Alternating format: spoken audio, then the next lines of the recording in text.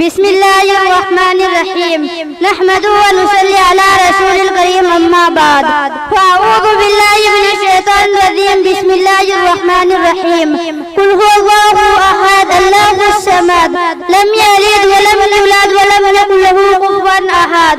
محترم بزرگوں اور ساتھیوں، السلام علیکم ورحمۃ اللہ وبرکاتہ۔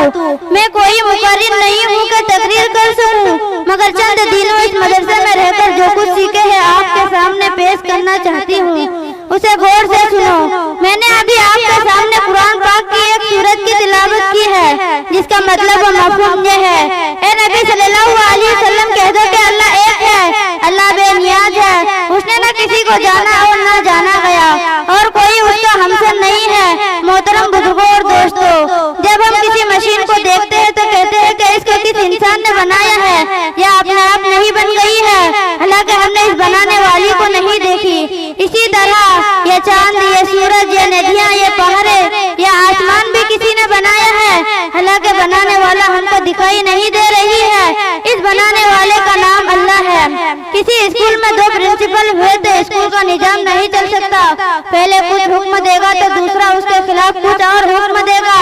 اسی طرح کسی گاؤں میں دو پردھان ہوئے تو گاؤں کا نظام نہیں چل پائے گا۔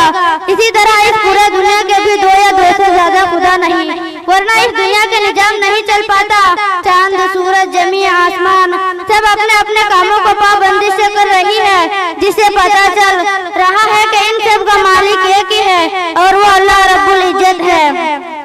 اسی لیے ہم مسلمان صرف اللہ کو مانتے ہیں اور ہم کلمہ لا الہ الا اللہ محمد الرسول اللہ پر ایمان رکھتے ہیں کہ اللہ کے سوا کوئی معبود نہیں۔ حضرت محمد صلی اللہ علیہ وسلم اللہ کے رسول ہے، یعنی نفع نقصان پہنچانے والی اور کاموں کو بنا بگاڑنے والی ذات صرف اللہ کی ہے۔ کسی بھی انسان یا دوسرے کا اس میں کوئی دخل نہیں ہے۔ دیکھنے میں تو ایسا لگ رہا ہے کہ دنیا کے لوگ نفع اور نقصان پہنچا رہی ہے، دولت سے نفع ہو رہی ہے اور غریبی سے نقصان ہو رہی ہے، لیکن حقیقت میں ایسا نہیں، بلکہ سب نفع اور نقصان کاموں کو بنا بگاڑنا اللہ کی طرف سے ہو رہی ہے۔ ایک چیٹی نے کاغذ پر قلم چلتے ہوئے دیکھا تو کہا کہ قلم لکھ رہی ہے، جبکہ لکھنے کی کام آدمی کر رہی تھی، چیٹی کو آدمی نظر نہیں آیا۔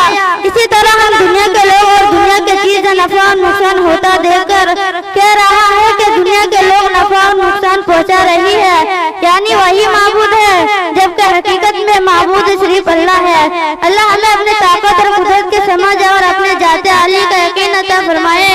وآخر دعوانا ان الحمد للہ رب العالمین۔